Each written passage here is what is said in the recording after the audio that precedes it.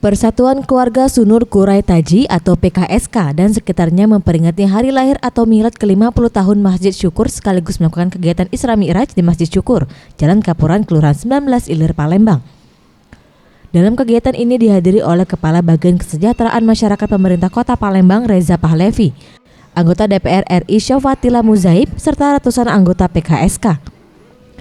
Dalam sambutannya, Muaz, Ketua PKSK Palembang, mengatakan sangat mengapresiasi dukungan dari pemerintah Kota Palembang yang telah menggerakkan kegiatan keagamaan yang rutin dilakukan seperti safari subuh dan safari Jumat. Diharapkan kegiatan seperti ini dapat terus berlanjut. PKIB mempunyai sektor-sektor dan kelompok 5 sektor 2 kelompok dan masing-masing mempunyai masjid. Sementara itu, Reza Pahlevi, Kabak Kesra Pemkot Palembang, mengatakan kegiatan keagamaan yang dilakukan Wali Kota Palembang Harnojoyo akan terus berjalan.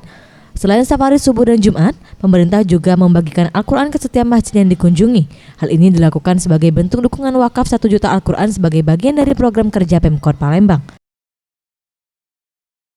Saya datang duluan karena diperintahkan Pak Wali Kota Palembang untuk hadir langsung ke Masjid Syukur ini. Faisal Ariantara, Sriwijaya TV.